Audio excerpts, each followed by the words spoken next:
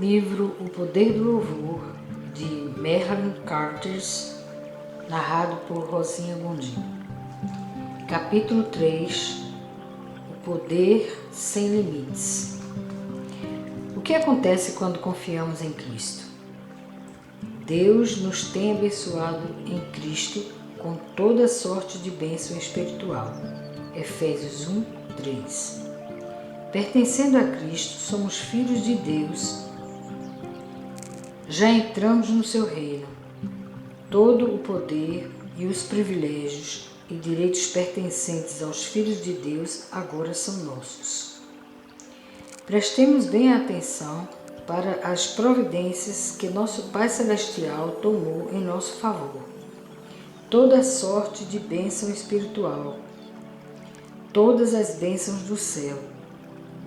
Não que sejamos merecedores delas por nós mesmos, mas porque pertencemos a Cristo.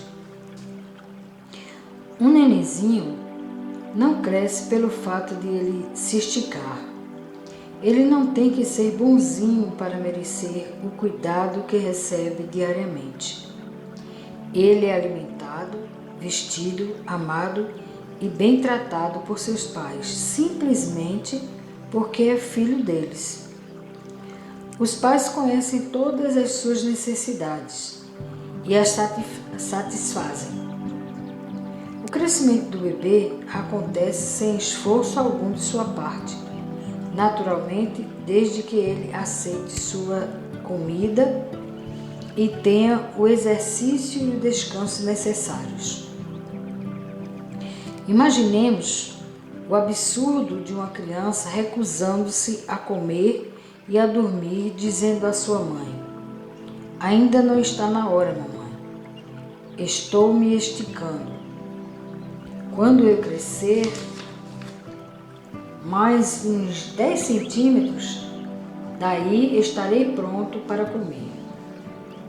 Muitos cristãos comportam-se assim. Deus já preparou tudo para eles. Preparou tudo para o nosso crescimento. Alimento, descanso, amor, cuidado. Mas nós ficamos aqui em nosso cantinho, lutando e nos esforçando para sermos merecedores da graça divina. Muito antes de nascermos, isso já estava decidido por Deus. Muito antes de criar o mundo, Deus nos escolheu para lhe pertencermos, por meio do que Cristo faria por nós. Naquela época, Ele decidiu fazer-nos santos. Efésios 1, 4. Santos? Quem é que Deus está tornando santo? Você conhece alguém que Deus já fez santo? Não? Será então que Ele está com o seu programa atrasado? Será que Ele já começou a torná-lo santo? Leamos mais um pouco do versículo 4 de Efésios 1. Sem uma única falta. Você acredita que Deus pode deliberar que os cristãos se tornem sem nenhuma culpa, irrepreensíveis, e depois falhar tão completamente com as pessoas que você conhece? Vejamos a explicação anterior. Aos seus olhos. Deus nos tornou santos, irrepreensíveis, sem culpa, aos seus olhos. Ele fez uma coisa maravilhosa. Ele nos mudou aos seus olhos. Ele nos vê de uma maneira diferente. Somente Ele tem a faculdade de ver o novo homem que existe em nós. Quem poderá enxergar através dos olhos de Deus? Ninguém, a não ser Ele mesmo. Ele fez uma nova criatura para a sua própria glória e louvor. Quando os outros veem nossa pessoa, eles podem ver a pessoa que sempre somos. Eles não são Deus. nós podemos nos olhar ao espelho e achar que não somos santos e não somos irrepreensíveis, sem uma única falta. Lembremos-nos, porém, de que nós não somos Deus. Você teria coragem de dizer que Deus não pode ver aquilo que deseja ver? O que é mais importante para você? Ver a si mesmo como uma pessoa santa ou saber que Deus vê santo?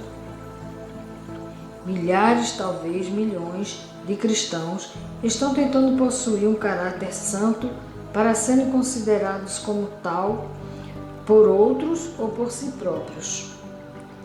Quando fracassam, como acontece inevitavelmente, o desânimo toma conta deles.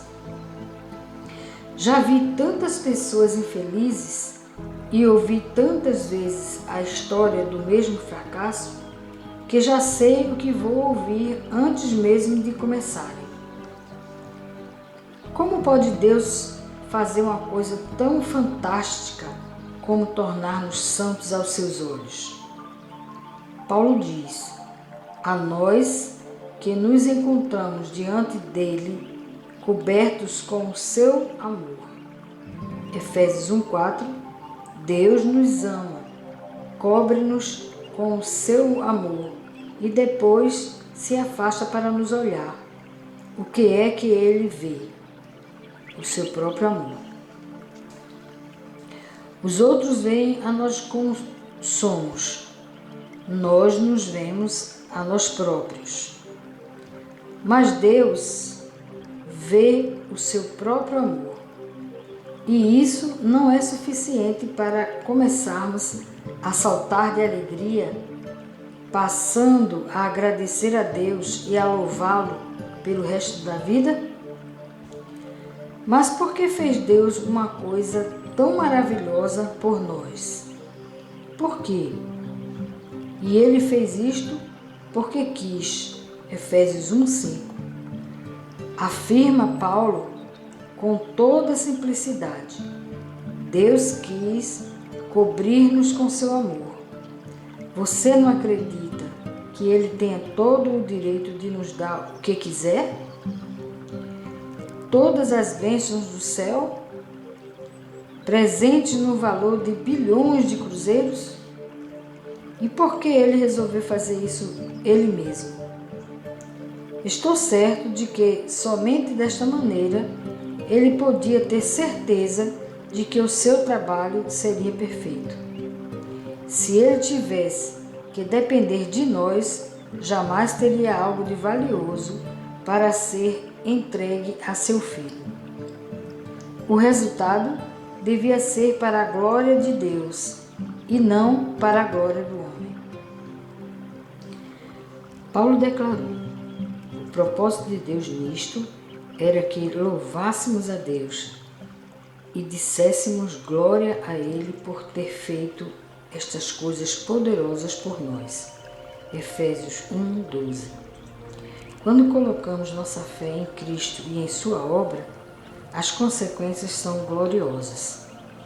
Agora podemos entrar sem medo nenhum na presença de Deus, seguros da sua alegre acolhida quando formos com Cristo e confiarmos nele. Efésios 3:12. Vivemos fazendo orações chorosas, diminuindo a nós próprios, exibindo uma falsa humildade.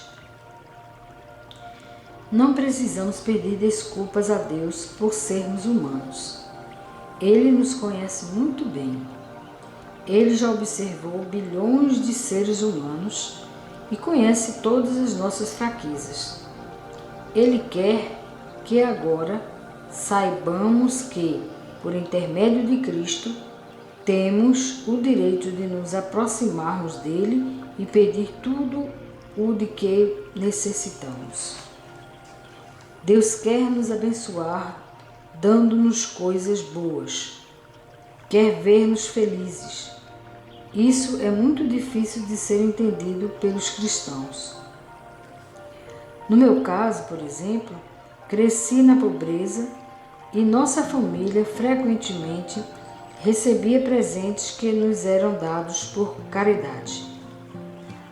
Por essa razão é que mais tarde eu ficava sempre magoado quando queriam me dar alguma coisa ou quando queriam fazer-me algum benefício, a não ser que eu tivesse certeza absoluta de que interesse e da amizade da pessoa por mim. Geralmente, eu preferia adquirir ou mesmo aquilo de que precisasse ou merecer tudo o que me chegasse às mãos. Tal sentimento refletiu também no meu relacionamento com Deus. Eu não conseguia acreditar que Deus quisesse me dar mais do que as minhas necessidades imediatas. Afinal de contas, raciocinava eu, por que havia Ele de me dar mais do que aquilo de que eu estava precisando? A minha visão era bastante limitada. Não era a visão de um Deus pleno de amor, cheio de solicitude pelo meu bem-estar. Então, certa vez, quando era capelão em Fort Benning, fiz uma viagem para outro estado bem distante do lugar onde trabalhava e vi-me sem condições de voltar para a base em tempo de cumprir minhas obrigações. Em virtude do mau tempo, o voo havia sido cancelado e o avião seguinte chegaria tarde demais.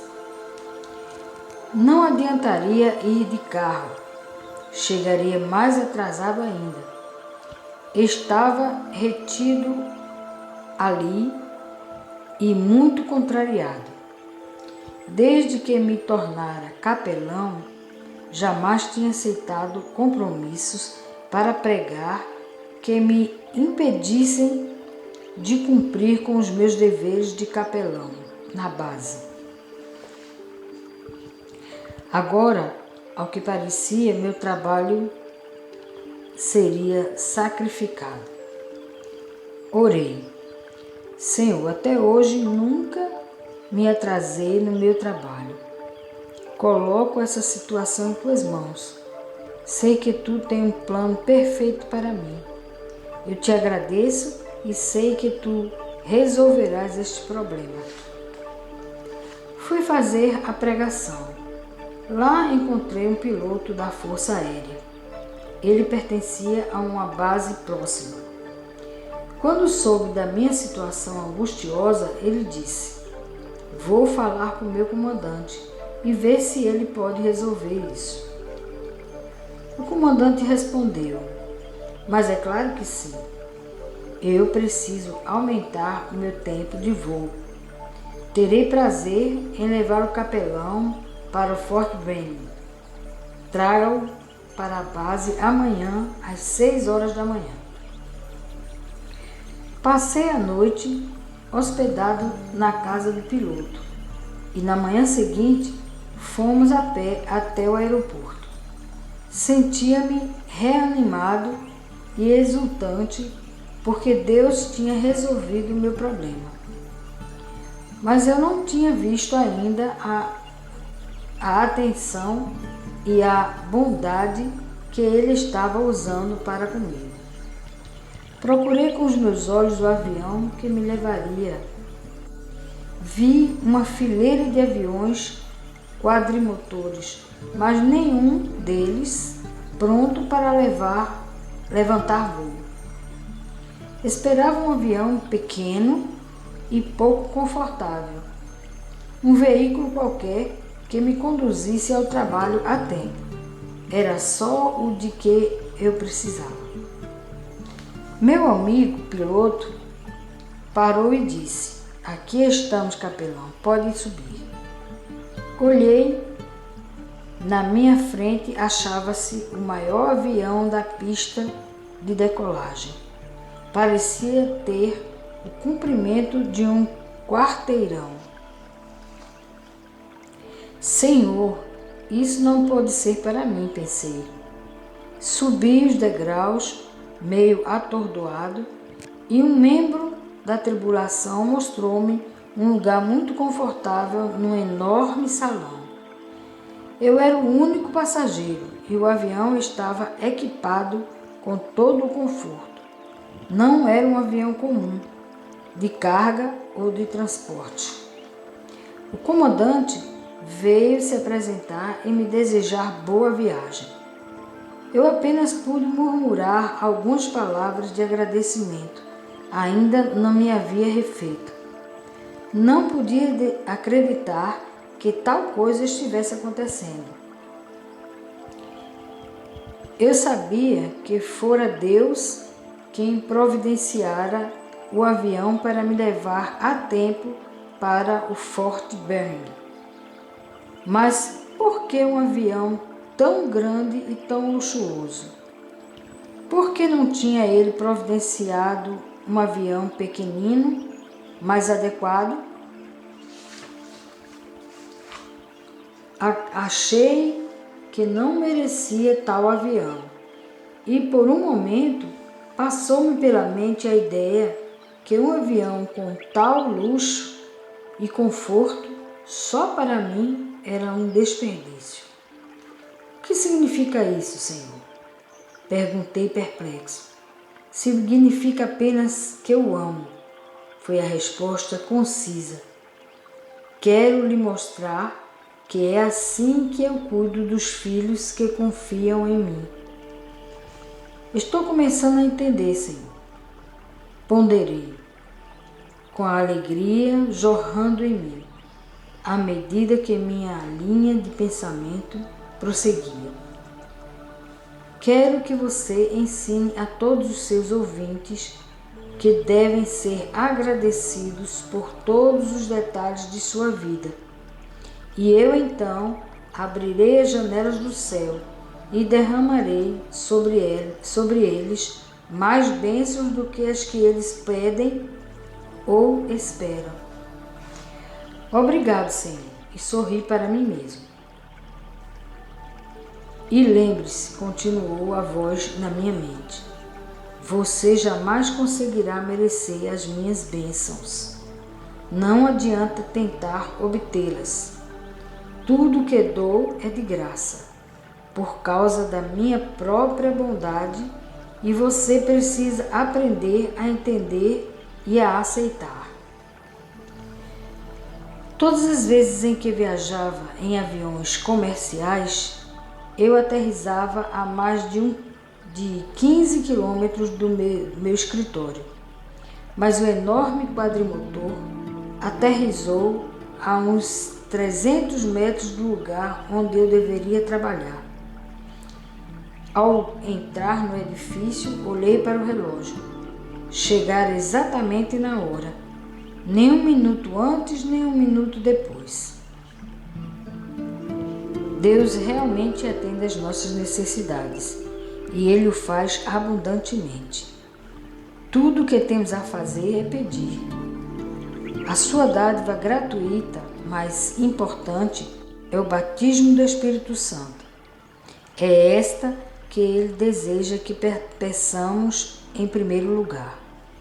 É isso mesmo, o batismo do Espírito Santo foi providenciado para ser o primeiro alimento dos crentes que acabam de nascer de novo.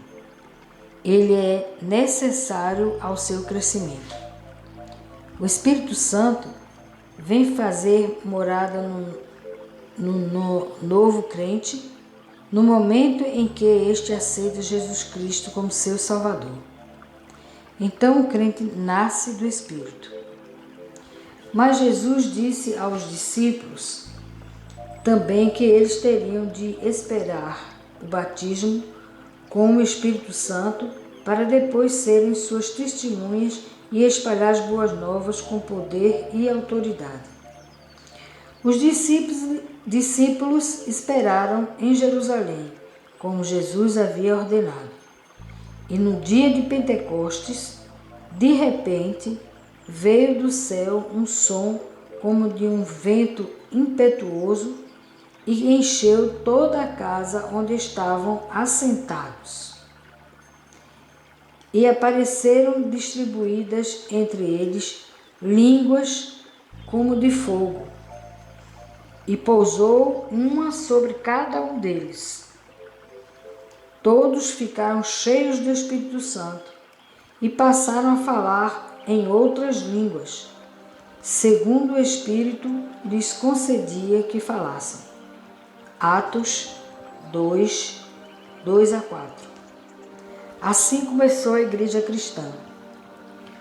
Os tímidos discípulos de Cristo transformaram-se em testemunhas corajosas, em homens cheios de ousadia. Começaram imediatamente a pregar as boas novas com poder e autoridade e a realizar os mesmos milagres que Cristo havia feito. Disse Jesus: em verdade vos digo, que aquele que crê em mim fará também as obras que eu faço, e outros maiores fará, porque eu vou para junto do Pai. João 14, 12. Novos crentes se uniam à igreja aos milhares, e ao lermos o livro de Atos, vemos que o batismo do Espírito Santo quase sempre ocorria logo após a conversão. Quando Pedro pregou para Cornélio, seus familiares e amigos em Cesareia de Filipos, o Espírito Santo desceu sobre todos os ouvintes no momento em que eles aceitaram o que Jesus havia feito por eles. Atos 10, 44. Quando o Evangelho foi pregado em Samaria, muitos samaritanos aceitaram a Jesus como seu Salvador e foram batizados com água. Pedro e João foram mandados de Jerusalém para Samaria e logo que chegaram, oraram por eles para que recebessem o Espírito Santo. Atos 8:15. Aqueles apóstolos não disseram para os novos cristãos esperarem um pouco ou para estudarem as Escrituras e se prepararem. A liderança de Jerusalém estava preocupada porque o Espírito ainda não tinha descido sobre os novos crentes e imediatamente lhes impunham as mãos e recebiam estes Espírito Santo. O batismo do Espírito Santo foi prometido a todos aqueles que acreditassem em Jesus Cristo. Ele disse: se alguém está com sede, venha a mim e beba, porque as Escrituras declaram que rios de água viva correrão do íntimo de todo aquele que crê em mim. Ele estava falando do Espírito Santo, que seria dado a todo aquele que cresce nele. Mas o Espírito ainda não tinha sido dado, porque Jesus ainda não havia voltado para a glória dele no céu.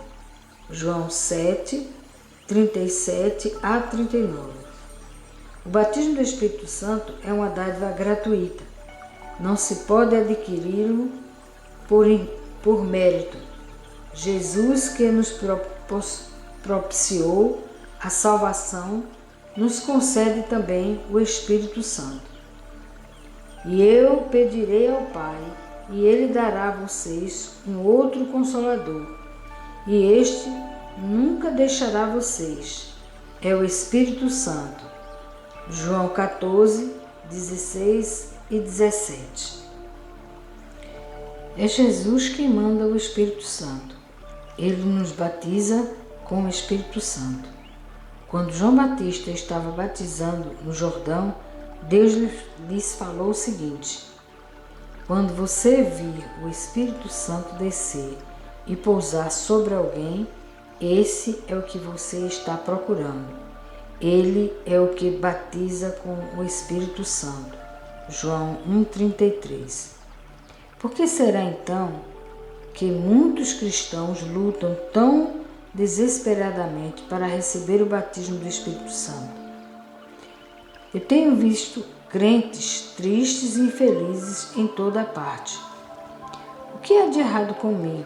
Ninguém indaga. Será que sou inteiramente sem valor ou fraco demais? Eu preciso desesperadamente do poder de Deus em minha vida. Um professor de escola dominical escreveu-me nos seguintes termos: preciso do poder do Espírito Santo em minha vida. Tento arduamente ser mais obediente e mais semelhante a Cristo.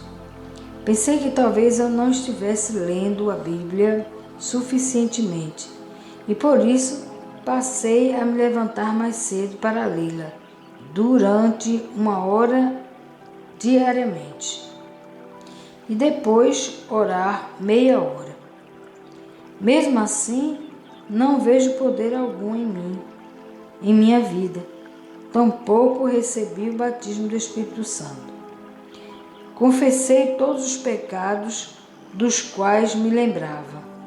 Sou crente há 20 anos, mas tenho tão poucas virtudes cristãs que às vezes me pergunto se sou realmente salvo.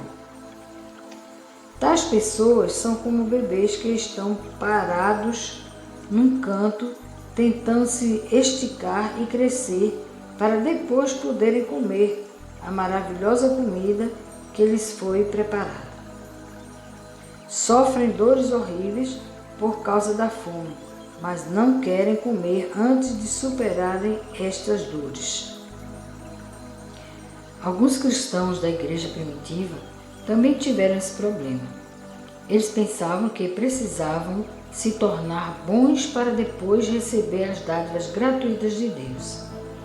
Então Paulo lhes escreveu: Gálatas insensatos, quem foi o feiticeiro que os sugestionou e pôs em vocês esse encantamento ruinoso? Só quero fazer-lhes uma pergunta. Vocês receberam o Espírito Santo pela tentativa de guardar as leis judaicas? Claro que não, pois o Espírito Santo só veio sobre vocês depois que vocês ouviram acerca de Cristo e confiaram nele para ser salvos. Então, será que vocês ficaram completamente loucos? Pois se a tentativa de obedecer às leis judaicas nunca lhes deu vida espiritual no princípio, por que vocês pensam que a tentativa de obedecê-las agora nos fará cristãos mais fortes? Gálatas 3, 1-3. Os Gálatas já tinham recebido o Espírito Santo quando haviam confiado em Jesus para a sua salvação, mas cederam à tentação de pensar que eram os responsáveis pelo seu próprio crescimento espiritual. Isso fez com que deixassem de viver pela fé. O orgulho, bem como a tentação de tomar a si o crédito do seu crescimento espiritual, são coisas que fascinam os crentes, quaisquer que sejam seus estágios na vida cristã.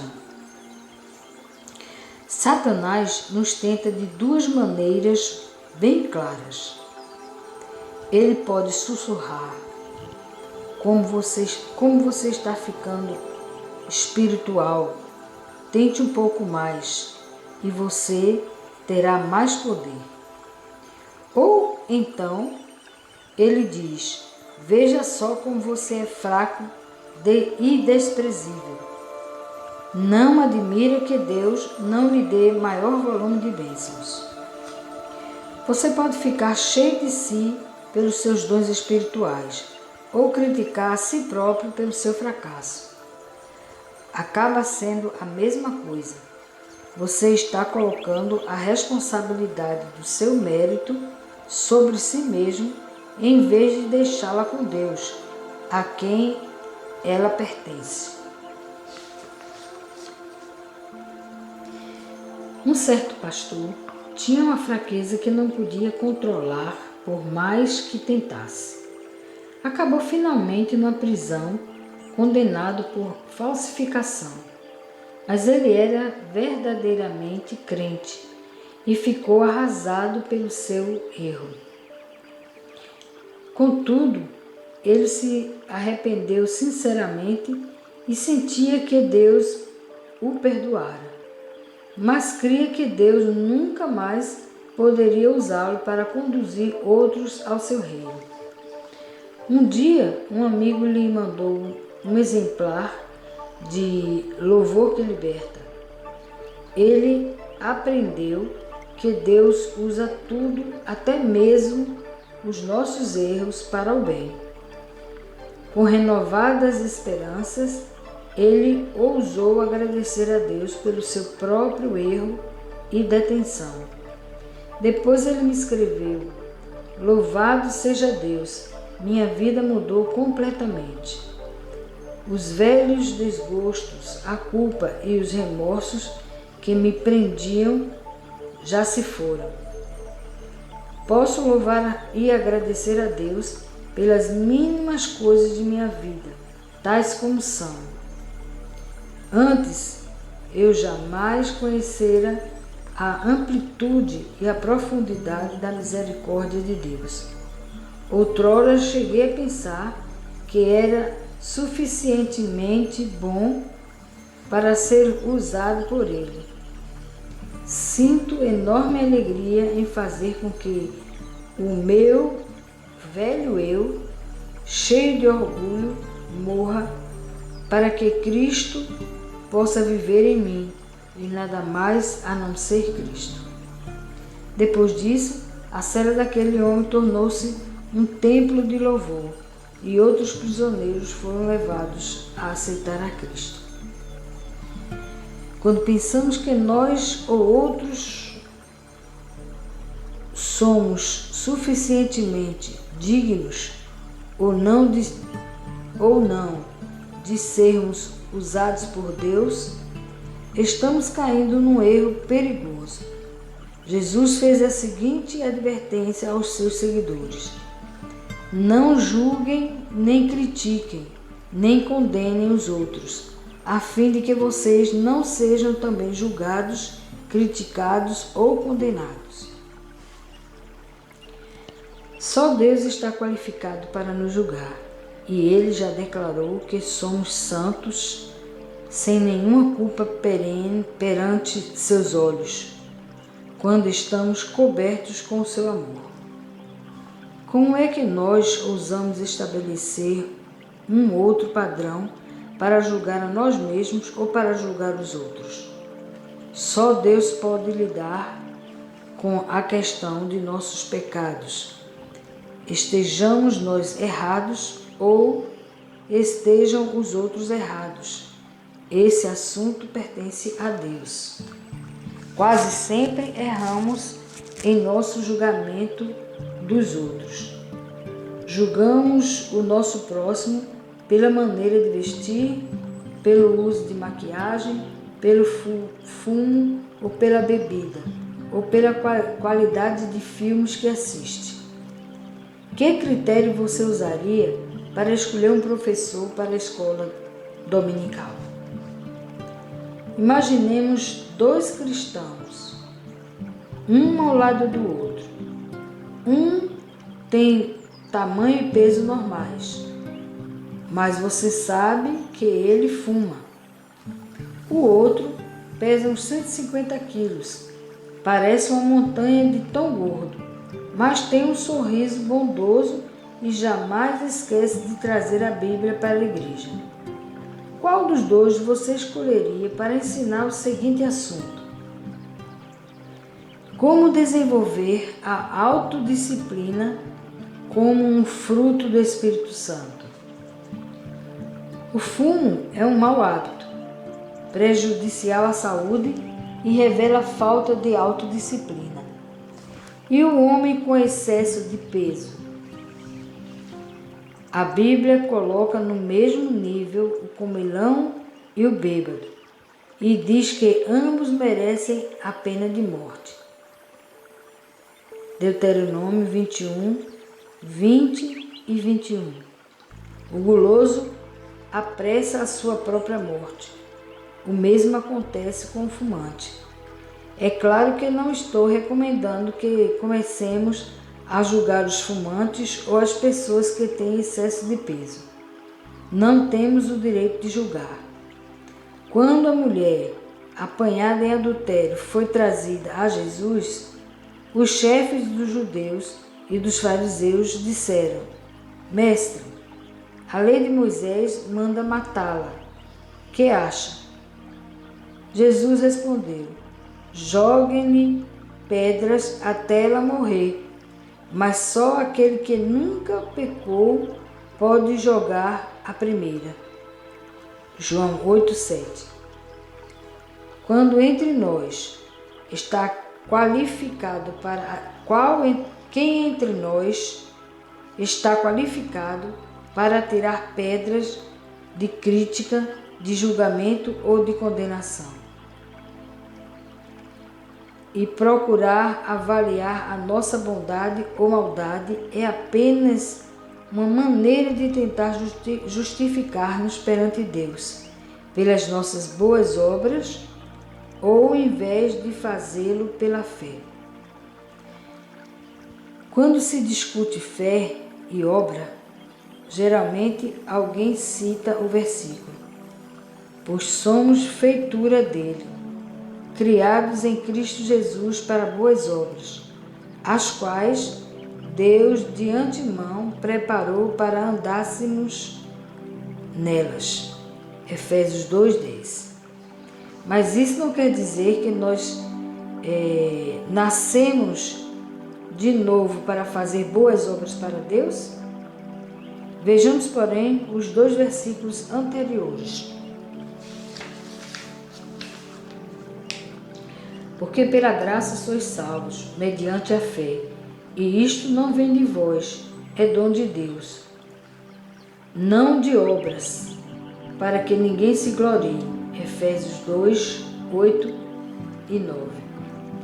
Será que Paulo quer dizer que somos salvos pela fé, mas que daí em diante estamos por nossa conta? Não faz muito sentido, não é mesmo? Nessa carta de Paulo aos Efésios, o apóstolo disse um pouco antes que nós fomos feitos santos e irrepreensíveis, sem culpa alguma, aos olhos de Deus, e nos foram oferecidas todas as bênçãos do céu. Qual é a ideia de Paulo, portanto? Talvez ele tenha uma outra ideia de obras, uma ideia diferente da nossa. Tiago escreveu: queridos irmãos, que proveito há em vocês dizerem que têm fé e são cristãos, se não estiverem provando isso pelo socorro aos outros? Esse tipo de fé salvará alguém? Abraão foi declarado justo por causa do que ele fez quando estava pronto para obedecer a Deus, mesmo que isso significasse oferecer seu filho Isaque para morrer no altar? Tiago 2, 14 a 21. Que tipo de boas obras era essa? Subir a montanha, pronto a sacrificar seu único filho sobre o altar, porque Deus ordenara que ele assim fizesse, e ainda mais sendo esse o filho através do qual Deus tinha prometido abençoar Abraão e lhe dar multidões de descendentes? E Tiago continua: bem, vedes que suas obras cooperam com a fé intimamente, que sua fé foi implementada pelo ato. É o que deduzimos da Escritura quando diz: e Abraão creu em Deus, e isso foi-lhe imputado para sua justificação, sendo chamado amigo de Deus. Tiago 2, 22 e 23. Então, quais são as boas obras que devemos fazer? Uma vez os discípulos fizeram a mesma pergunta a Jesus: que faremos para realizar as boas obras de Deus? Respondeu-lhe Jesus: a obra de Deus é esta, que creias naquele que por ele foi enviado. João 6, 28 e 29. E foi exatamente isso que fez Abraão, a boa obra. A boa obra de Abraão foi acreditar que Deus cumpriria as suas promessas. Ele nunca vacilou na fé. Foi por isso que Deus escolheu para ser o pai de Israel. Jesus prometeu aos seus seguidores que eles fariam obras ainda maiores do que as dele. E nós sabemos que, depois de terem recebido o batismo do Espírito Santo, os discípulos pregaram com poder e realizaram grandes milagres. Sua participação nas grandes obras consistia de crer. O poder de realizar milagres não era deles próprios, mas vinha de Deus e fluía através deles, porque eles criam. Um conceito errado e muito difundido sobre o batismo do Espírito Santo é que, de algum modo, ele nos dá poder, ele nos fortalece, aumenta nossas energias espirituais e nossa habilidade de trabalhar para Deus e nos torna gigantes espirituais. Isso está muito longe de ser verdade. Então, para que precisamos do batismo do Espírito Santo? A finalidade do batismo do Espírito Santo é que nós diminuamos, de maneira que a presença e o poder de Deus possam habitar em nós e fluam abundantemente por nosso intermédio. Paulo escreveu o seguinte: glória seja dada a Deus, que pelo seu grandioso poder, operando em nós, é capaz de fazer muito mais do que nós jamais ousaríamos pedir ou mesmo pensar. Infinitamente além de nossas mais sublimes orações, anseios, pensamentos ou esperanças. Efésios 3:20. É Deus que faz a obra em nós. E quanto mais confiarmos nele e quanto menos dependemos de nós mesmos, mais ele terá possibilidades de agir. O que é exatamente o batismo do Espírito Santo? Jesus referiu ao Espírito Santo muitas vezes como o Espírito da verdade. Quando vier o Espírito Santo, que é a verdade, ele guiará vocês a toda a verdade. João 16:13. O Espírito Santo da verdade habita em todos os crentes e os orienta em tudo. Mas ser batizado no Espírito da verdade significa muito mais que isto. A palavra que está traduzida em nossas Bíblias como batizar, na verdade significa mergulhar em ou saturar.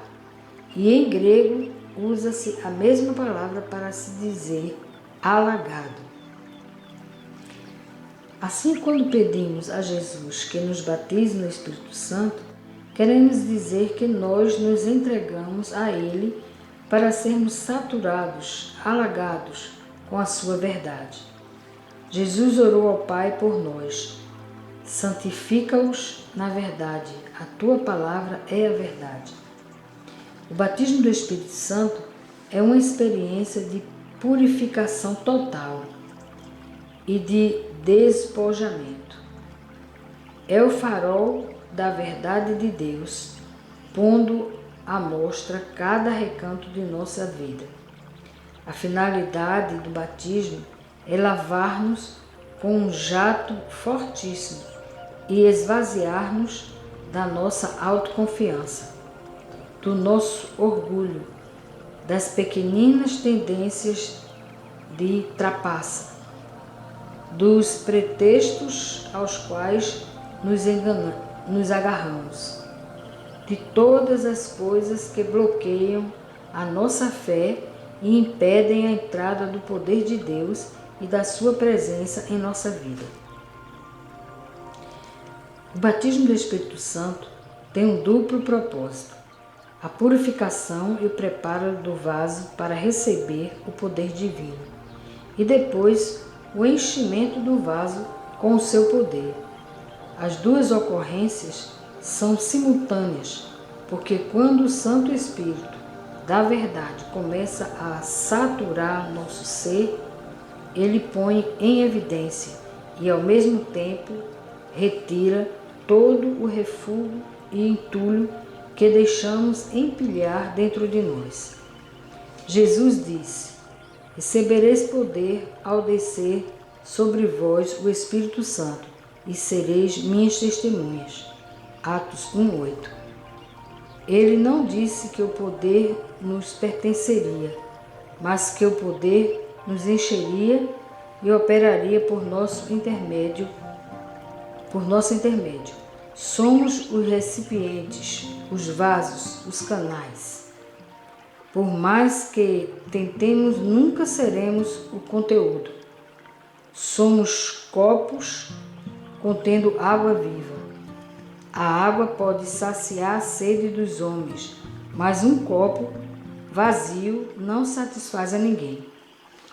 Paulo escreveu: este tesouro precioso, esta luz, este poder que agora brilham dentro de nós, está encerrado num recipiente perecível, isto é, no nosso corpo fraco.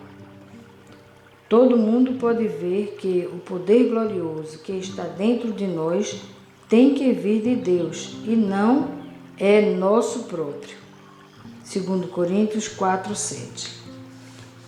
Dizer que não precisamos do batismo do Espírito Santo é o mesmo que dizer que não precisamos ser purificados, nem absorvidos, nem saturados pela verdade de Deus. Nem tampouco precisamos da plenitude do seu poder operando em nós e através de nós. Jesus disse aos seus seguidores: vocês homens que são pais, se o seu filho pedir pão, você lhe dará uma pedra? Se ele pedir peixe, você lhe dará uma serpente? Se ele pedir um ovo, você lhe dará um escorpião? Claro que não. E se gente pecadora, como são vocês, dá às crianças o que elas necessitam, vocês não percebem que o seu Pai Celeste fará pelo menos tanto assim e dará o Espírito Santo àqueles que o pedirem? Lucas 11, de 11 a 13. Por isso, podemos pedir a Jesus que nos batize no Espírito Santo, com certeza que Ele o fará. Toda semana recebo cartas de pessoas que dizem ter suplicado a Deus que os batize no Espírito Santo, mas nada lhe acontece. Onde está o erro? Está no fato de eles olharem para os seus próprios sentimentos em vez de se fixarem na realidade de Deus? É sempre nos sentimentos que se encontram os obstáculos. O batismo do Espírito Santo, bem como todas as outras dádivas de Deus, precisa ser recebido pela fé, É possível que não sintamos coisa alguma quando o recebemos. A fé é um ato da vontade e não uma consequência dos sentimentos. Acontece que há pessoas que experimentam sensações físicas dramáticas quando são batizados pelo Santo Espírito. Assim como há pessoas que têm um encontro emocional e dramático com Jesus Cristo quando o recebem como seu Salvador. Mas não somos salvos pelos sentimentos, nem tampouco somos batizados no Espírito Santo pelos sentimentos. Quer sintamos ou não quaisquer sensações externas, quando formos batizados no Espírito Santo, as sensações não constituem o batismo. O batismo é uma transformação interior. A Bíblia nos diz que esta transformação terá como resultado muitas comprovações evidentes. Aumento de poder, autoridade em testemunhar de Cristo, a operação dos dons do Espírito Santo por nosso intermédio, a manifestação do fruto do Espírito, amor, alegria e paz. Teremos experiência dessas coisas com nossos sentidos, mas as evidências só vêm depois de aceitarmos a realidade de Deus. Não podemos medi-las pelos nossos sentimentos. Decidimos aceitar a palavra de Deus pela fé e deliberadamente deixamos de prestar atenção aos nossos sentimentos. Se assim não procedermos, jamais seremos capazes de exercitar a fé. Digamos a Deus que aceitamos a sua palavra, que queremos acreditar que Jesus nos batizará quando lhe pedirmos. Fiquemos firmes em nossa confiança e creiamos que o fato realmente aconteceu. Louvemos a Deus em todas as circunstâncias, quer nos pareçam boas ou más. Confiemos e estejamos certos de que Deus está usando-as para revelar o seu plano maravilhoso para a nossa vida.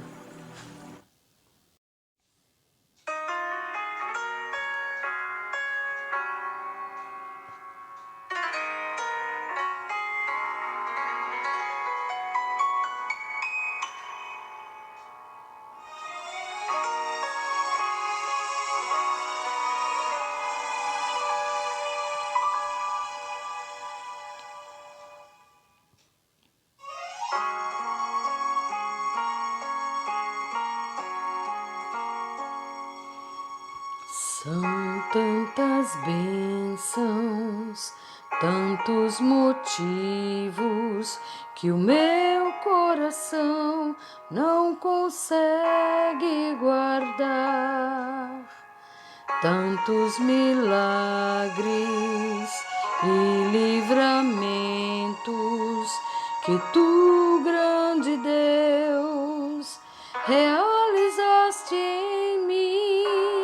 Precisaria demais de uma noite, mas que uma madrugada até pra te dizer,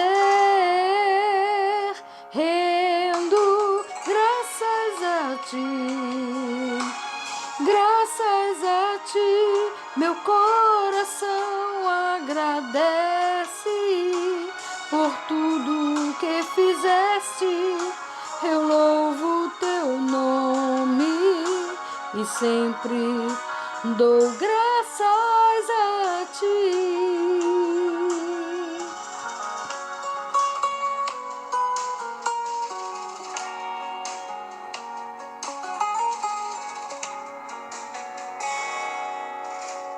São tantas bênçãos, tantos motivos que o meu coração não consegue guardar. Tantos milagres e livramentos que tu, grande Deus, realizaste em mim. Precisaria de mais de uma noite, mas que uma madrugada até pra te dizer. Rendo graças a ti, graças a ti, meu coração agradece por tudo que fizeste. Eu louvo teu nome e sempre dou graças a ti.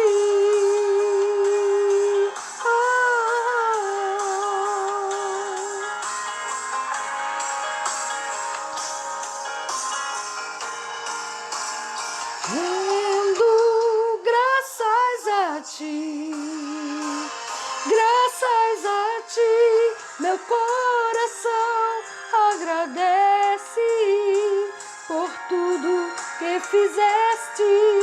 Eu louvo teu nome e sempre dou graças a ti.